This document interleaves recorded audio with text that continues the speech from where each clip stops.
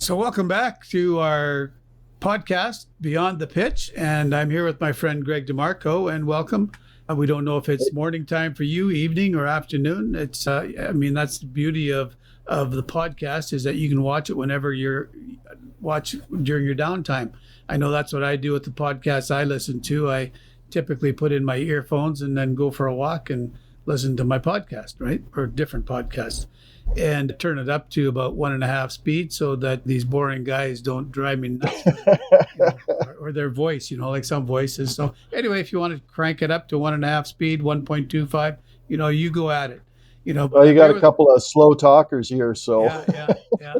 So I'm here with my friend Greg DeMarco, and we were just talking about, beyond the pitch. What's that all about? We're going to talk about, our podcast today is actually going to be on I think it's the 11th law, of John Maxwell's 15 invaluable laws of growth.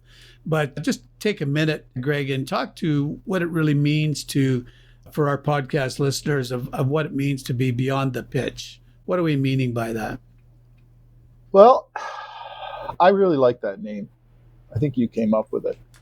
And the reason is because I think it's a great depiction of sort of digging deeper behind the scenes of what sales really is, or even our personal growth for that matter. I think, as salespeople throughout our lives, we've been met with these terminologies that we use, like pitching a buyer to try and bring them on as a client. And I've always hated that. I never liked the word either. Pitch someone something. What are we playing, baseball? It's just, I don't think but it's a term that is there, and it is going to be there for a long time after we're gone. So I like beyond the pitch because it implies that there's actually something well beyond that word. There's some meaning to it that is more deep than just trying to convince somebody to buy something. And I think we kind of hit that nail on the head every time we have these discussions. It's something more. It's really getting down to the meat of the subject. What is it that makes someone successful at sales? Whether you're in real estate, it doesn't matter. What is it? And I've always sort of hung on to the idea that it's about the conversation. It's what kind of conversation we're having. But of course, that's a really nebulous term. Conversation. Well, what does that mean? And I think it's everything that we talk about with regards to this program that we do. And using John Maxwell's book and chapter 11, for example, which we're going to talk about today, trade-offs, it's a great example of what we mean beyond the pitch. If you want to know what to do and how to be successful at it, I think this is what you need to listen to. Yeah, there's so many things that go, like in having relationships with our clients, our people, not even just limiting it to clients or customers, just relationships in general, the relationships that we have with our friends, with our spouses, with our children, with our employers, with our employees, if we're working with someone. So there's a lot to it. So I like the idea that we talk about. Mostly we talk about communicating and where it comes down to that other people matter. I think that's the basis of why I do it. And I think that's, what, your focus as well is to recognize that what matters to your client is what should be the most important to you. So what matters to other people does matter. But let's get into the law of the trade-off. I remember looking at that title and thinking, well, it's kind of a odd title. What's a trade-off? How can that be a law? I mean, it's kind of like the law of the rubber band that we talked about last time, where you stretch it out. I got that, because after you think about it, the rubber band doesn't have any power until it's actually stretched, right? Yep. So what's your take on the law of trade-offs? Well, there can never be any trade-offs in life, is there? Well, the fact of the matter is that when we have a decision to make, we're willing to make a trade-off. You have to be willing to make a trade-off, and I think what's one way to put it is sacrifice, but I think another way to put it is there's good trade-offs and there's bad trade-offs. Yeah. So you can sacrifice your integrity to make a deal, Yeah. but that's not going Yeah. to be a good trade-off, not in my opinion anyway. You might put money in your jeans, but in my opinion, you've made a bad trade-off. You've made a poor choice, if you Well, I sacrifice your think that's integrity. it. That's a prime example there. Yeah. But trade-offs are necessary no matter what. I just don't think people think into it that much to understand what that really means. And it can be time. You know, we can sacrifice time spent on something or other activities to trade off to get, I don't know, more leisure time, whatever. There's Uh, tons of trade-offs. yeah, that I keep thinking, when that comes up, I was thinking about my friend. Well, I call him my friend. I don't know that I've actually said hello to him in person, but I've watched so many of his videos. He seems like my friend Brian Buffini. But Brian is he's a realtor, mentor, coach. He has a large down in California, and I've mentioned it before on this podcast, but he says that everybody wants to get to heaven, but they're not willing to die to get there. So I love that line. that's That the is a great line. yeah, well, that's the trade-off, Yeah, right? So yeah, we all want to, we think, okay, well, like it's still when we're making this podcast session today, we're at the end of February, so we're still in the first part of the year. So people might still remember some of their New Year's resolutions that they made, or we set, kind of first of the year as a reset. So some people say, well, I want to make a bunch of money, or I want to do this or whatever. But those are the questions you say, okay, what you want, then what are you willing to trade off to get it? Are you willing yeah. to trade off learning? Or are you willing to trade off the time that you might spend in recreation to learn something new, to learn a new skill? What are you willing to trade off to advance or to grow where you want to grow? And there's so many topics surrounding that. Your comfort zone versus growth. Like, are you willing to step out of your comfort zone to grow? Yeah. What about immediate gratification over a long-term process? Yeah, that was one that jumped You out know? at me too, because I mean, in our world today, isn't that what we're looking for, is the instant gratification? Yeah. What's going to make me feel good today?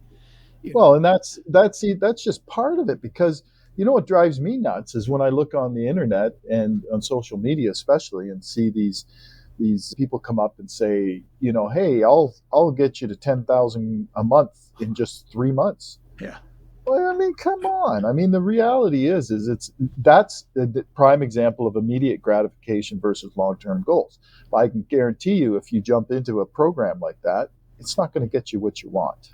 No, it's those people, like, yeah, building an audience. I guess that's what they're offering you, is they're offering you an audience, Yeah, and without doing the work, and that's kind of like, I can give you muscles, yeah, all you got to do is drink this or lose weight.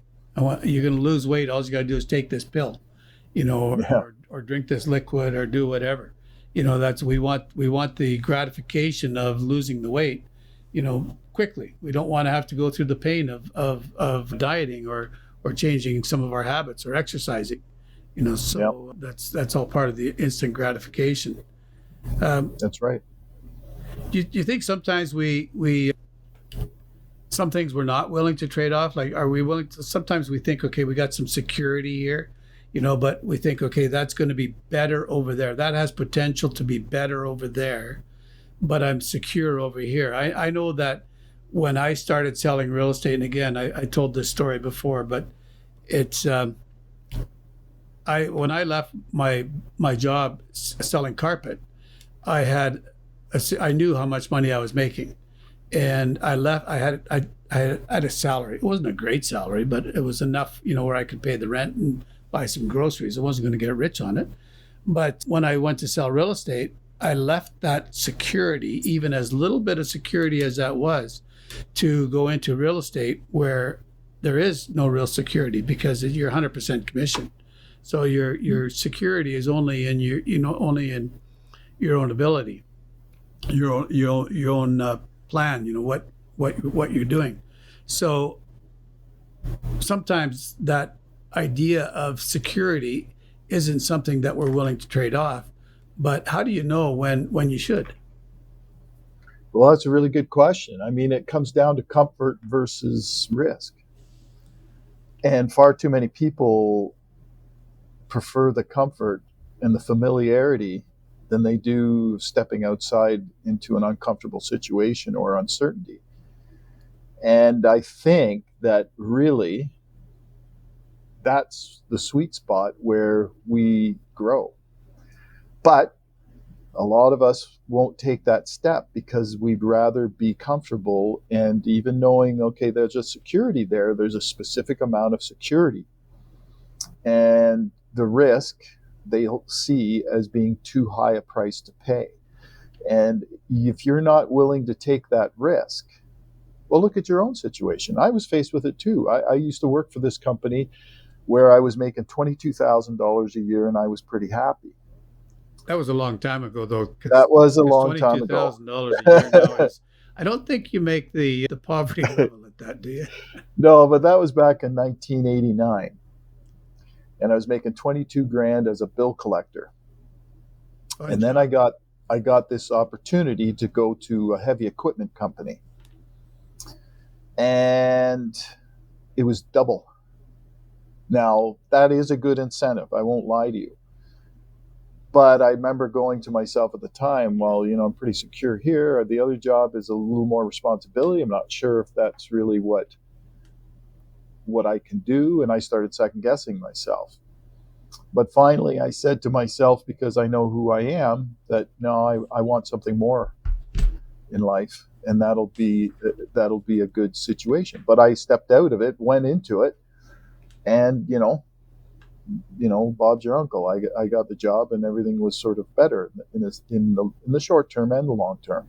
But I think that's what happens to people, is that there's a fear there that they'll lose everything, or something will change, and that change scares people. Well, change scares most people. Some people like to control the change. Other people try to avoid the change. So that's the The difference. sooner, you know what, Don, the sooner people understand that control is a myth, Yeah.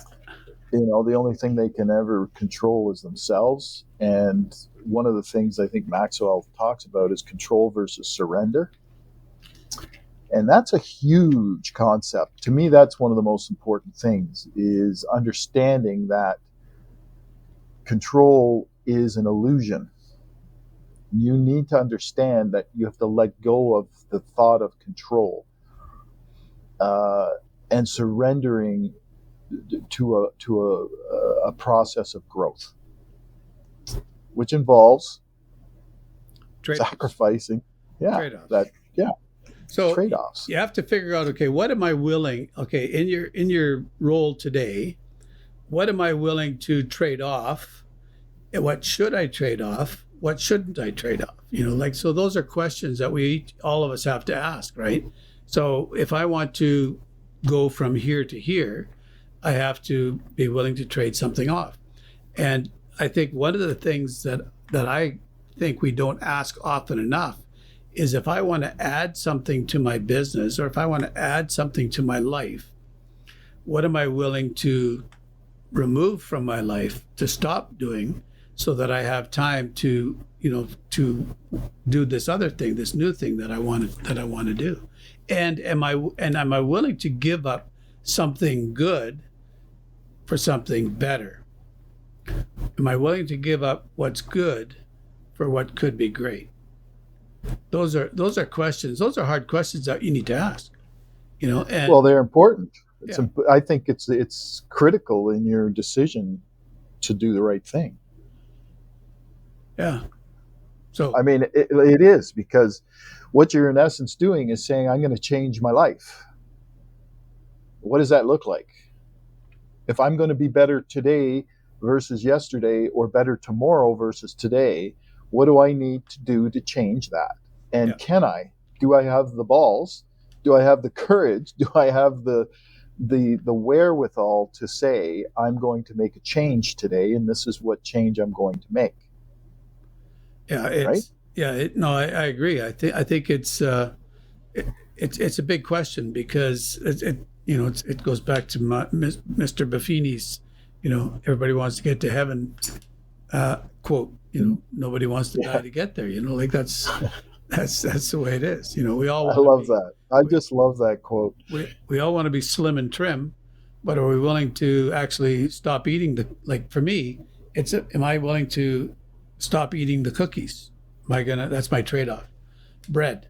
Like I'm after you get to be a certain age, bread tastes good, but it just goes to your belly. Just as Oh, don't I know it? Don't I know it? But so that's just it. You're right, and that's a great example. yeah.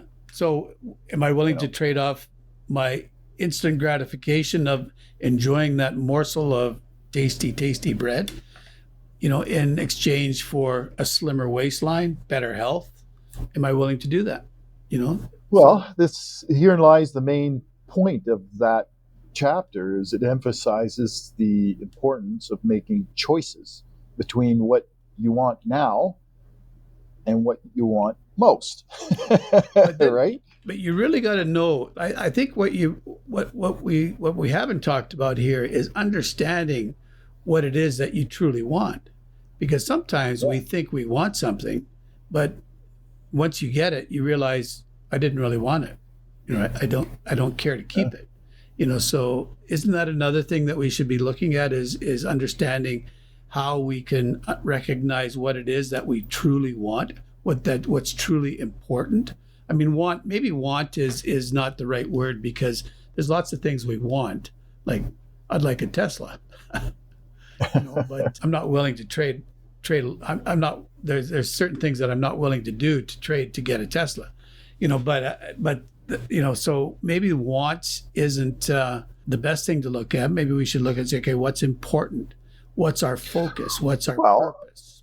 yeah, I think it's the difference. It's choosing between something you want now and what you want most, which involves, I think, a short term.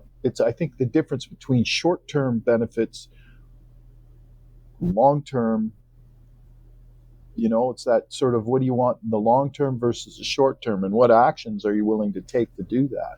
It's a choice. I think you have to really understand where, if you want to hit certain goals in your life, it's that whole thing. Is it a short term thing? Is it instant gratification? Is that what I'm willing to trade off to work a long term time to get to what I want? And what actions am I going to take to get there? And what am I prepared to do? And those are important questions. Therein lies, it requires discipline, right? Self awareness, and to really delay the gratification, the instant gratification. So that's what you're delaying, right? You're looking at it and going, okay, I realize I'm not going to be able to retire in next year, but maybe I will in 5 years. What am I willing to sacrifice to get there in 5 years, realistically? Yeah, that's another saying. I forget who said it. It was somebody smarter than me, though. They said, we oftentimes overestimate what we can accomplish in a day, and we underestimate what we can accomplish in a year. It's just, I think we have to look at the value of incremental growth, when we're talking about this too. That's maybe not into trade-offs, but am I willing to trade off what I think I can do in a day, and in consideration for just trying to put together not just one day, not try to accomplish everything in one day, but to say, okay, let me put 5 days together in a row, and then, like, did I win the day, or did I win the week? If I win the day and I win 4 of those days, then in a week, then I win the week. If I win a week, then if I win 3 weeks, then I've won a month. If I win 6 months, 7 months, 8 months, 9 months, then I've won the year. So recognizing that how what are my objectives and what am I willing to trade off? Because whether you win the day or not depends really on what you're willing to trade off to win that day. Does that make sense? Sorry. Yeah, I get what you're saying, and it's basically just comes down to choices for people. In a nutshell, for me, it's a simple concept, because I don't care who you are. If you don't want to hear this, close your ears. But reality is, we need to have trade-offs in order to get what we want in life. Period. I don't care whatever sense of entitlement you may have. The reality is, we have to make trade-offs, and that's a choice. You mean just because I want something, it's not just going to happen and show up? No, it isn't. Oh, That's not how life works. But, it can be a trade off in time, it can be a trade off in a variety of different things. But I think the sooner you come to the conclusion that, if you want instant gratification, great. You'll live your life going from one thing to the next without any enjoyment, I think. And I think that you just have to realize that there are certain things that are going to take time. And usually that's everything. If we want to lose 50 pounds, that's not going to happen in a month. but if you cut your leg off, it will. Well, maybe you cut your leg off, but what are you sacrificing? There you go. Walk. To do that. That's it. It takes time to determine whether or not what you traded off was actually worth it. So I think you got to be careful when you're making that choice. But it's a good example, actually, because you hack your leg off. You haven't lost the weight where you really want to lose it now, have you? No, but So that's a good example because of that. But let's be realistic, and let's look at things the way life should be looked at. You have a choice. What do you want more? yeah. But I, What I do you think want more? I think a lot of people don't really understand what they want. I agree. I think like let's get back to sales. I'm thinking about realtors, and I think lots of times we think we want to do business a certain way because we see somebody else doing it that way. And so I look at the success that someone else has had, but I haven't looked at what they've been willing to trade off to get there. And that's where I think we have the challenges as well, is if I look at your success as a salesperson, I also have to look and say, okay, what did you do to get there? And then say, okay, am I willing to do that? Right. So, But that's it, though, Don. You just hit something on the head there, because we do look at other people and we say, okay, how do I get that success? It seems so easy for them, but we never see what trade-offs they made. I'll give it an example. There's a guy in my real estate office. He's old school. He's been around for over 40 years, longer than me. And he's been on Medallion Club, probably, which Medallion Club is the top 10% of realtors in their board area. So it's quite an achievement. You're in your top 10%. But he's been in the Medallion Club for probably 40 of the 45 years, maybe even more than that, maybe 43 of the 45 years that he's been there. But he comes in every morning at 8 o'clock in the morning, and he starts calling people. He does that until 11 o'clock, 11:30, and then he goes home. So he's willing to trade that off. And if he wasn't doing that, he'd be fishing. But if he Income producing activities, IPAs. So that's what it is. That's what you got to say. Okay. So I could look at him and say, wow, I'd like to be like him. He's been on the Medallion Club for over 40 years. But just wanting to be there or wanting that isn't going to get me anywhere unless I find an income producing activity that's going to give me the equivalent results that he gets from his calling. Now, I'm not going to choose calling because I don't like that. It's not my cold calling is not, it's a hard way to do it. But he's been doing it so long and he's had success. So he likes it, but I don't. So I won't. Listen, you know what? That's right. You got to stick to, we've talked about this in the past about, sticking to what our skill set is best for us. But in the end, what it comes down to really is, I think that a lot of people are lazy and they don't want to do what it takes to the trade-offs that it takes to get to where you want to go. That's why when you look at a group of people, a group of salespeople, for example, and there's only 20% of them that are really doing well, and the rest of them, half of the rest of them may be making a living, and the other half are losing. And I think it comes down to laziness. I think people just aren't willing to sacrifice or make the sacrifices to do it. And I think you've really seriously got to, that's where self-awareness comes into play, because, and I might be getting slapped in the wrist for saying that, but the reality is, I think that, people, they have to be self-aware enough to know where they stand. I used to be that way. I'd be the same guy, that the guy looking over there, how come that guy's so successful? And then I watch, don't put two and two together. This was when I first started, and I look at them, and he's making money. Why can't I do that? Well, I'm not getting up at early enough in the morning, and I'm not making the calls. I'm not, instead of learning about something new or asking, one of the top people how they're doing it.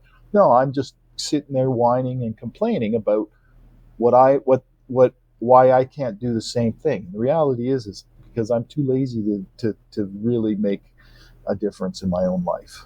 So really it comes down to recognizing that if you want to achieve more, you're going to have to make some trade-offs. So then you have to recognize what trade-offs will get you to where you're going to go. And then you have to make the decision, are you willing to make those trade-offs? And I think we also got to go back to the original, or one of the first things we talked about was making sure that the trade-off is worth it. That trading your integrity, trading your health, trading things like that are permanent, are not worth it. They are not worth it. But trading some leisure time for some learning time is I think worth it. It's worthy of our trade. Listen, Don, I think those are words of wisdom, my man. And all I can tell you is, for me, one, it's not worth sacrificing my health over. I'll never trade off my health for something like I did in the past. Two, integrity, trust, honesty, all that is paramount with me. It's not that I don't want to come off that way. I just don't want to be that way. I don't want to be unethical. I don't want to be distrusting. I don't want to be dishonest. That solves nothing in your life but misery. It just adds misery.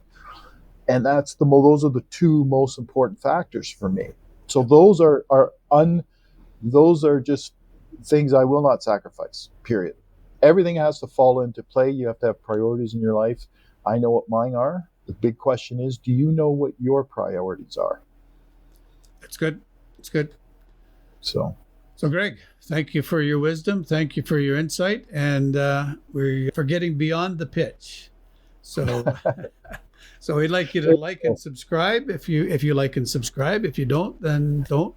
But so our contact information is in the comments below, or the remarks below, if you are interested in reaching out and seeing how we might be able to help you. So Greg, have a wonderful week, and I look forward to meeting up with you again next week when we talk about another one of the 15 Invaluable Laws of Growth by John C. Maxwell. Thank you.